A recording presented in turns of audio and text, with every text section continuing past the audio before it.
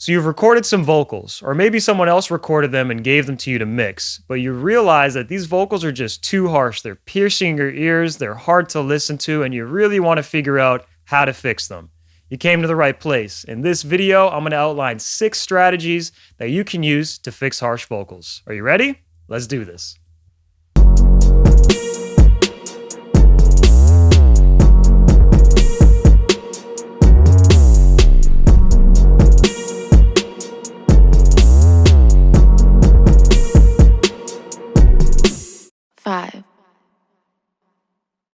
Are you an artist, producer, engineer, or music professional that's looking for funding for your music career? Could you benefit from having funding for studio time, mixing and mastering, or even marketing costs? I think I have something for you. I've written a free ebook. It's 9 pages, super short and digestible, where I break down the 6 main places that artists and professionals like yourself can find funding for their musical projects. If this sounds like it's of value to you, please click the link below and you can download this for free today and benefit from this knowledge. I hope this helps. I'll see you guys soon. Peace.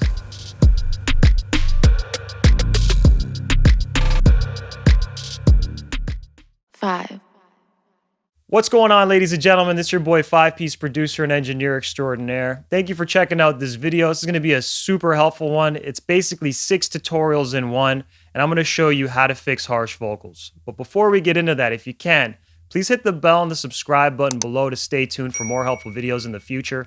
I've got a whole catalog of videos out there that are going to help you mix and master your music better, as well as give you some more insight into the music industry and how to maneuver in it. But without further ado, let's get into this lesson. Here's 6 tips to help you fix harsh vocals. Tip number 1, use a de-esser to tame harsh frequencies. A common quick fix for this issue, or at least a good starting point, is to use a de-esser to tame harsh frequencies on your vocal. Now, this can be applied to individual vocal tracks or directly on a vocal master that controls a group of vocals. A de-esser is essentially a form of multiband compression that focuses on compressing the frequency range that contains the S's, the CH's, the T's, and other sounds of that nature. This is usually between 2 and 10 kilohertz, but could be higher or lower depending on how you set it up and the quality of the artist's voice. So in this example, I have a song from Stasia Daniels. It just came out. It's called Hit It. And I have a de-esser here, the FabFilter Pro DS, and I'm just going to play what this sounds like without it. We're going to specifically focus in on this first part of the verse, and I'll put it in and you'll see how much of a difference this de-esser makes. All right, so just check this out. Time seems to stand still when I'll pause it there, but you can see there's a lot of S's and there's quite a few T's in this part of the song. So let's put this in and see what it sounds like now. Time seems to stand still when I'll pause it there, but you can see that this de-esser is specifically grabbing those problematic areas, and these areas are usually where harshness also originates from. So if I were to even just solo this vocal, and I could even audition and hear what frequency range I've got selected here, which is between 7 and 14,000.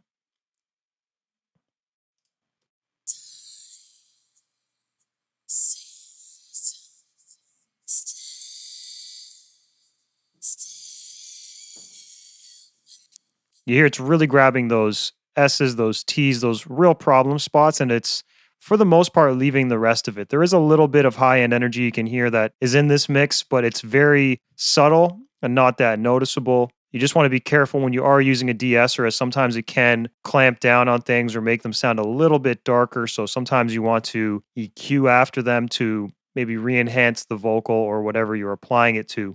Tip number 2. Use a narrow EQ to cut harsh frequencies. EQ can also be a great tool for reducing specific harsh frequencies within your tracks. Continuing with the example I had in the previous part, here's the EQ that I used on Hit It by Stasia Daniels, and you can see up here I'm getting rid of around 8900 hertz, and I'm getting rid of just under 2 dB, and this is specifically where her S's live. Now you have to figure out where the S's or the harshness lives on your track, and you want to slowly or lightly get rid of it and see how much of a difference that makes. Let me just solo the same section I was playing, and I can isolate this frequency and show you specifically what we're hearing and how it's affecting it. Time seems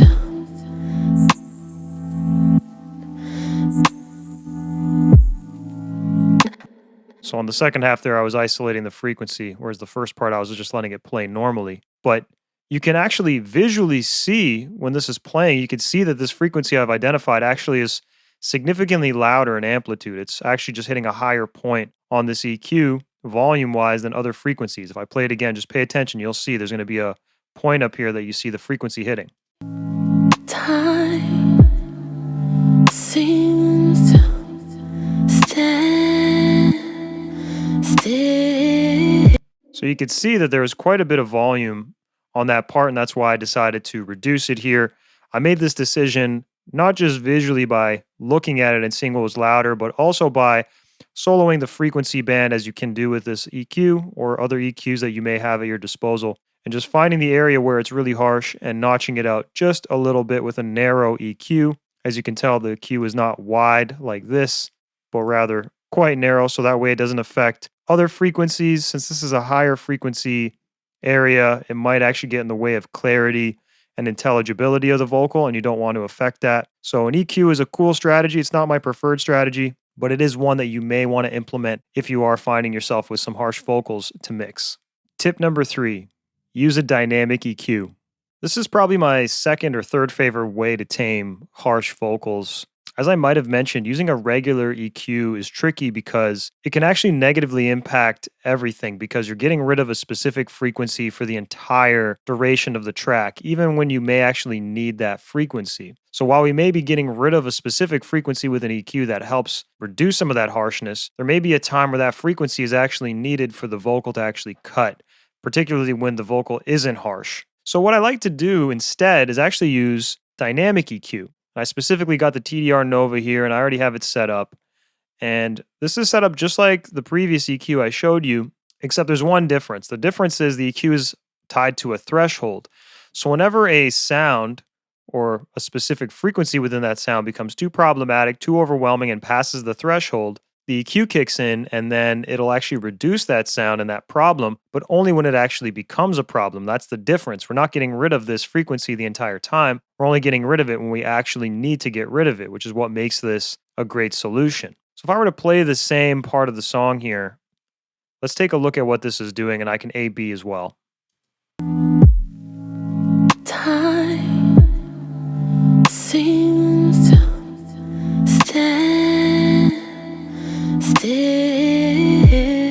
when Without it. time seems stand still when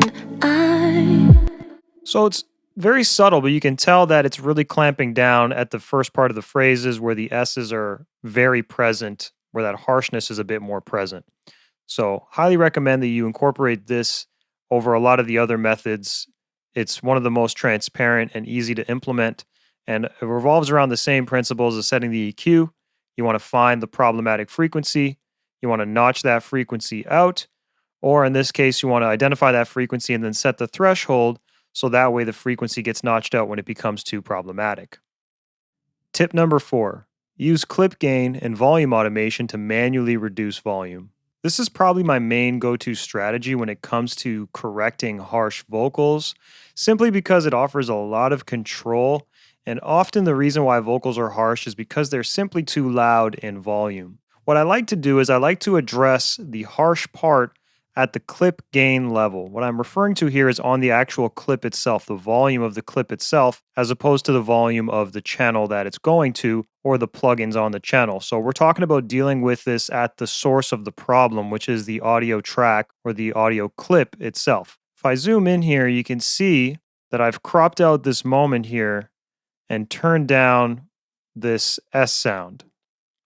And there's a few more moments that we could do it to here, but I want to just highlight this. This is a song here, Cash Flow in a Deep, Waste My Time. So I'm going to play it, and let me actually undo what I did here, and you can kind of see what it sounds like, and then we'll listen and see what I did and how that's improved the situation. just wanna waste my time. Staring into my eyes, no surprise, getting jaded. Baby, Just a quick little moment. So let me go in now. I'm going to undo what I did. So I've turned that clip down again, and let's play it again and compare. ain't my type, nah, just wanna waste my time. Staring into my eyes, no surprise, getting jaded. Baby, I ain't your guy. So it's fairly subtle, and that's actually one of the reasons why I like this technique. But you can tell that this very first phrase here is just a lot more subtle. It's not so harsh or in your face, and it was simply a result of me turning this particular part of the clip down. So just in case you want to know exactly what it is, Staring into my eyes, it's the from staring into my eyes, right? staring into my eyes, no surprise, I'm getting jaded. Staring into my eyes, no surprise, I'm getting jaded. Baby, You can see how that very quickly improves the quality of this particular vocal and reduces the harshness. Now you can go in and do this across the board on the entire track, just picking moments that you find stand out too much that are too harsh. And these are usually going to be the S's, the CH's, the T's, and other sounds that cause excessive sibilance usually, but could be other problems as well. Now, if you can't do it on a clip gain level like I'm doing here in Pro Tools, you can also use volume automation, going in and just turning down, drawing down the volume of a specific moment when it becomes too problematic. Tip number 5, use a multi-band compressor to squash harsh frequencies. If you don't have access to a de-esser, or if you're not able to get the results that you want from the de-esser because of the interface or because you're not as familiar with it, you may want to try using something else like a multi-band compressor to achieve a similar result. This is what I like to do. A de-esser is essentially a multi-band compressor, but focused only on the high frequencies, so they're very much the same in the way that they work and how they address the problem. You just got to be familiar with how to use one. In this case, I got a song here by Left Field Keel. It's about to come out. It's called Marijuana in the Morning, MITM. And I got a FabFilter Pro MB on here. This is a multi-band compressor. You can ignore what's going on down here, but up here is what I want to focus on.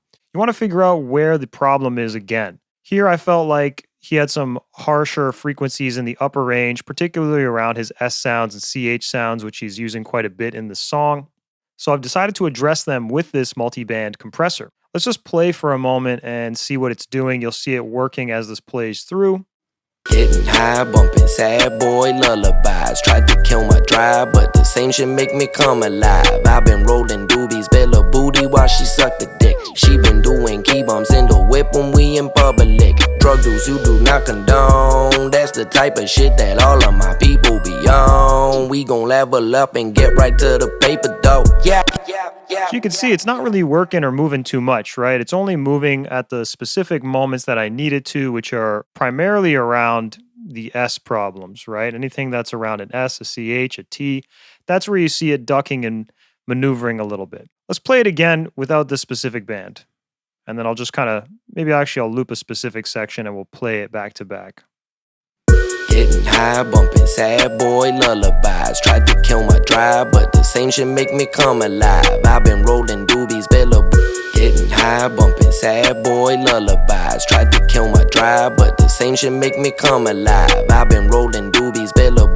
Getting high, bumping sad boy lullabies. Tried to kill my drive, but the same shit make me come alive.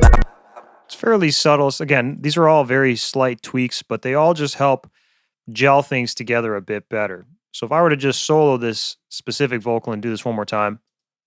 Getting high, bumping sad boy lullabies. Tried to kill my drive, but the same shit make me come alive.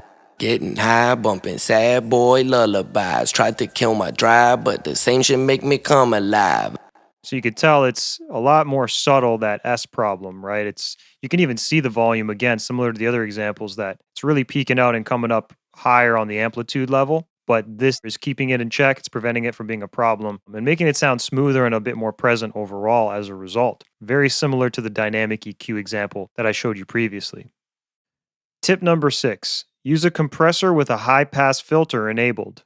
The last idea here is to use a compressor that has a high-pass filter function built into it. You can enable this function and ultimately focus on a specific problematic frequency range and only compress that. If I open up this is the FabFilter Pro C2, and it has a side chain built in. Now, you might think of a side chain as something that causes one sound to duck the other, but the other definition of a side chain is to essentially only focus on a specific frequency range or to omit a frequency range, specifically lower end frequencies usually, and allow the compressor to only focus on the higher end stuff. Now, this is because typically low end frequencies are bigger sounding, they're more dense, and they'll ultimately trigger a compressor sooner than the high frequencies will potentially. So, with this side chain functionality, you can actually have the EQ that's built into this focus on the higher end band, which is typically where harshness lives for a vocal, right? Specifically between that 2 and 10K range again. So knowing that, I've isolated a specific frequency band on this track. This is Cash Flow, Can't Stop Missing You.